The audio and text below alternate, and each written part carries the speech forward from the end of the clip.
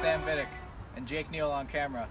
We're reporting from Pine Township to see if anybody knows anything about Scorpio and Orion, the two constellations that we were assigned for our astronomy project with Senior McCurdy. We're gonna find some locals to see if they know anything about these constellations.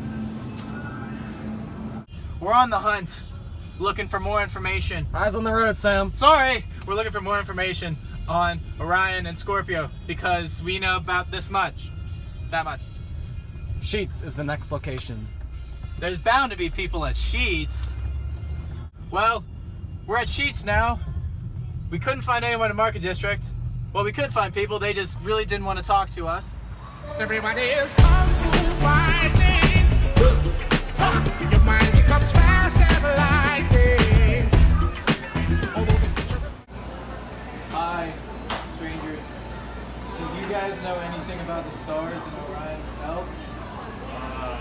There's 3 of them. Okay. It's a belt. We have a tip. They're running out. We gotta go right now. They're coming. Where'd they go? Wait. Do you know anything about the constellation Scorpio? No. Well, let's go back inside. Come on. It's true nav, come on, it's true nav. Let's go, he's right over here.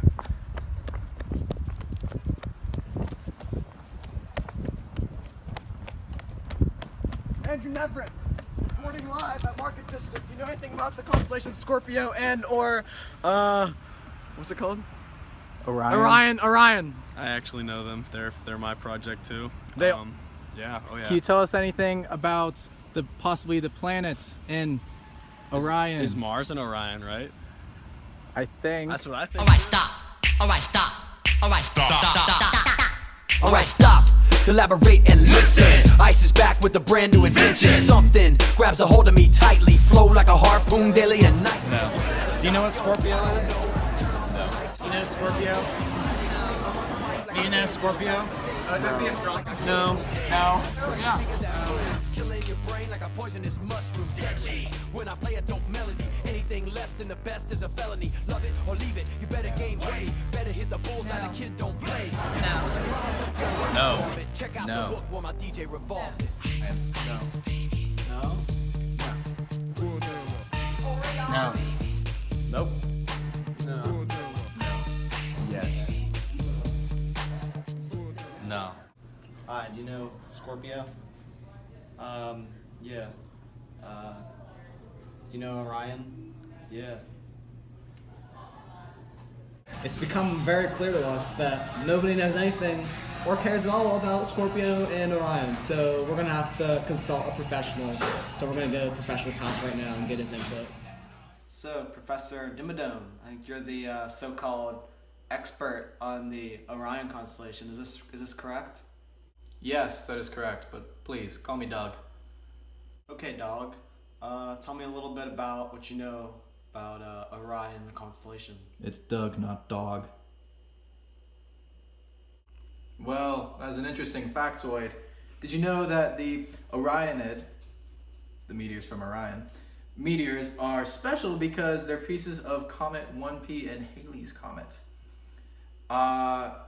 This famous comet swings by Earth every 75 or 76 years, and I believe this year, or the next, she's going to be swinging by as well. So most people will have a chance to see it only once in their lifetime, unfortunately. Okay, that's very interesting, so maybe this year we'll be able to see it. Anything else you want to add to what you just said? Well, actually, I do have a couple more things, 3 to be precise. There are actually several deep space objects that originate from Orion. For instance, the Orion Nebula, also known as Messier 42, is about 24 light years across, which is around 12 times as large as our own solar system. Wow. It contains hydrogen gas, helium gas, and also plasma. The gravitational pull of the nebula is so strong that it pulls all of the materials together to produce countless amounts of stars. Scientists have guessed that they've found over 700 stars in this nebula alone. You're right, that was really, really interesting. Like you mentioned, you have other facts. Would you like to share with me? I remember you having a mustache.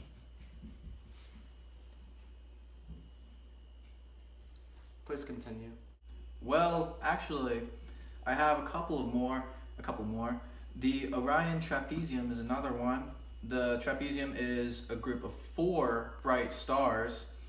They are over 1,000 times as bright as the sun. You're right. That's really bright. Wow. I never realized that actually. In addition, Messier 78 is a reflection of a nebula over 1,600 light years away from Earth that is 4 light years across. The nebula is actively producing stars due to its highly condensed area of gases as well as other particles. That's a neat little factoid you got there. I always find gases to be fairly funny. Where'd your mustache go? You know, Orion has some pretty interesting stars in it. If you look at its belt, which our friends at Sheets couldn't really identify, you have Alnitak, Alnilam, and Mintaka. Alnitak is comprised of 3 stars, the biggest of which has a diameter of over 20 times that of the sun. It is a blue supergiant, while Alnilam only has a 16.7 million kilometer radius, so not that big. And its name actually derives from the Arabic word meaning sapphire. It is also a supergiant. Mintaka, the last star in the belt, is 11 million kilometers radius. It has that radius. The name derives from the Arabic word of belt, conveniently, and it is also a supergiant. Wow, I could just talk about Orion's belt all day long, but we're just out of time. Sorry. So thank you so much for talking to us today.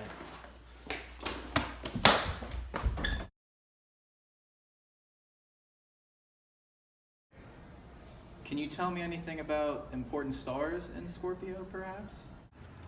Well, actually, important stars in Scorpio would be Antares, Shala, and Dashuba. Are there any interesting or deep sky objects in the constellation Scorpio? Well, now that comes to mind, there's actually the butterfly cluster, the Ptolemy cluster, and there's also the global cluster that are all in Scorpio. So it's a really interesting constellation.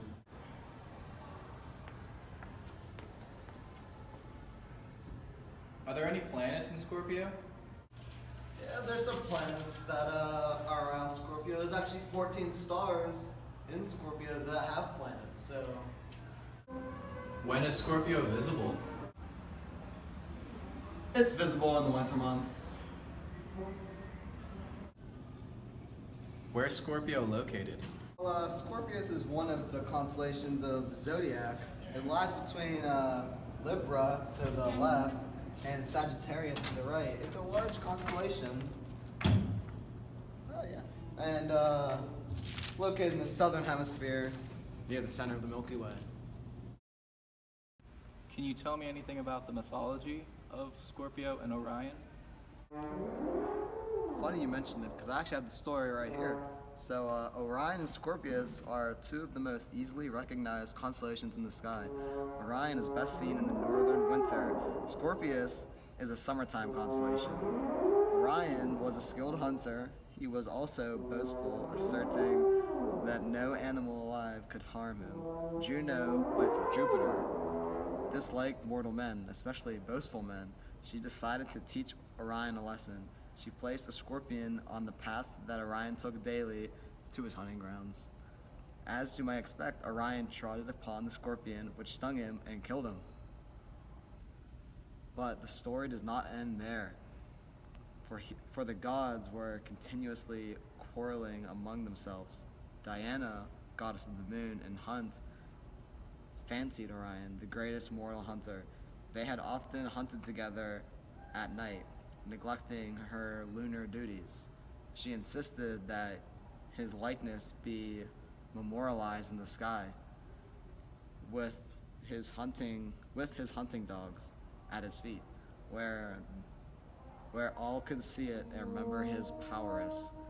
This did not please Juno, who insisted upon similar treatment for the Scorpion. Was it not a mightier hunter to slay the great Orion? Jupiter agreed to similarly honor the Scorpion, but in one of his wisest decisions placed the two constellations on opposite sides of the celestial sphere, where they could not bother each other. Even today, one does not see both Orion and Scorpius together in the night sky. But just in case the Scorpion decides to roam, Sagittarius, the archer, has his arrow trained on the Antares, the red heart of the Scorpion.